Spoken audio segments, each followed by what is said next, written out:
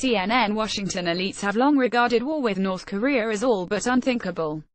Yet, obscured by the wild twists and daily cacophony of the Trump presidency, the conventional wisdom is changing.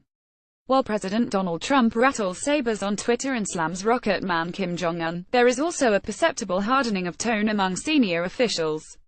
Military action to halt North Korea's march to a missile tipped with a nuclear warhead that could hit the U.S. mainland appears to be a growing possibility. Trump upped the rhetoric another notch in an interview with Fox Business Network broadcast Sunday, in which he said Washington was so prepared, like you wouldn't believe, for any contingency with Pyongyang. You would be shocked to see how totally prepared we are if we need to be, Trump said. Would it be nice not to? That the answer is yes. Will that happen? Who knows? Who knows? Trump's power to shock has been eroded by the extraordinary spectacle of his 9 months as president, yet it's still stunning to hear an American president speaking so openly about the possibility of a war that could, under some scenarios, cause the most devastation of any U.S. conflict, at least since the Vietnam War. There are no immediate signs that the administration is preparing for military action, for instance through evacuations of U.S. military families in South Korea, or with a build-up of troops and materiel. Yet it is also possible that the hardening of the administration's rhetoric and the narrowing window for diplomacy to work represent a significant moment in the evolution of a crisis that could ultimately define the Trump presidency. The potential humanitarian, military and diplomatic cost of a war with a reclusive dynastic state has long been cited as the reason why it should and would never happen.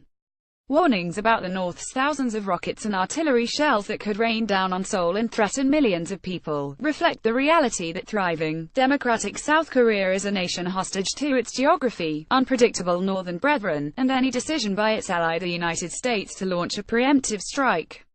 Other considerations, including the prospect of a collapse of the North Korean state and a mass refugee crisis, not to mention a dangerous escalation of Uchina tensions, have also meant that the prospect of a war with Pyongyang has remained largely a theoretical proposition for half a century. But Trump sent regional anxiety soaring when he warned the U.S. might rain fire and fury on North Korea in August and later said America's military forces were locked and loaded. On one hand, Washington's toughened rhetoric can be put down to the raising stakes of the showdown. North Korea's ballistic missile launches and nuclear tests this year mean that Trump will be the president who faces the dilemma that his predecessors have long dreaded: what to do about an unpredictable dictator with the power to hit the U.S. mainland with a nuclear-tipped, long-range ballistic missile. There is growing concern, quietly expressed in private conversations in Washington among foreign policy experts, members of Congress, and former national security officials, that war is becoming increasingly possible. Many well-placed people are beginning to wonder whether there is a way out. Senior officials, speaking over the last few weeks, have spoken more forthrightly and publicly about the possibility of conflict in ways that are raising questions about the administration's approach. Last Sunday on CNN's State of the Union, Secretary of State Rex Tillerson promised to keep up diplomacy until the first bomb drops. His comments could be interpreted as a willingness to never give up diplomacy, even though Trump told him in a recent tweet that he was wasting his time. Or Tillerson could be seeking to widen his leverage with a credible threat of force. The perception that the U.S. could never use force on the Korean peninsula clearly erodes the strength of its diplomatic position. But his comments could also carry a darker interpretation. Last week, CIA Director Mike Pompeo warned that the U.S. should behave as though North Korea is close to the final step of bringing 320 million Americans within reach of a nuclear bomb. In a briefing in October, White House Chief of Staff John Kelly also spoke ominously. Right now, we think the threat is manageable, but over time, if it grows beyond where it is today, well, let's hope diplomacy works, he said. Former CIA Director John Brennan last week put the risk of U.S. war with North Korea at least at 09 fev.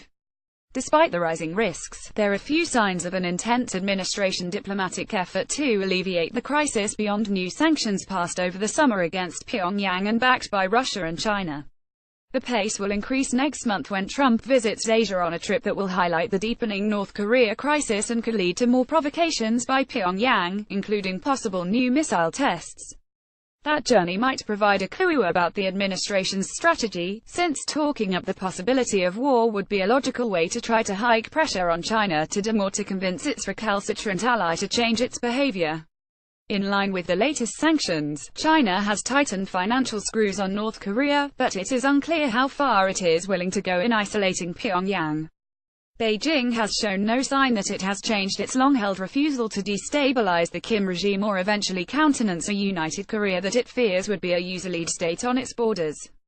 Many observers believe Washington overestimates China's influence on Kim, who has no relationship with Chinese President Xi Jinping. If that view is correct, war talk could lock the United States into a cycle of escalation that takes on its own momentum without changing China's calculation. Washington's position, that Trump will never accept North Korea having a nuclear weapon that could reach the United States, is entrenched.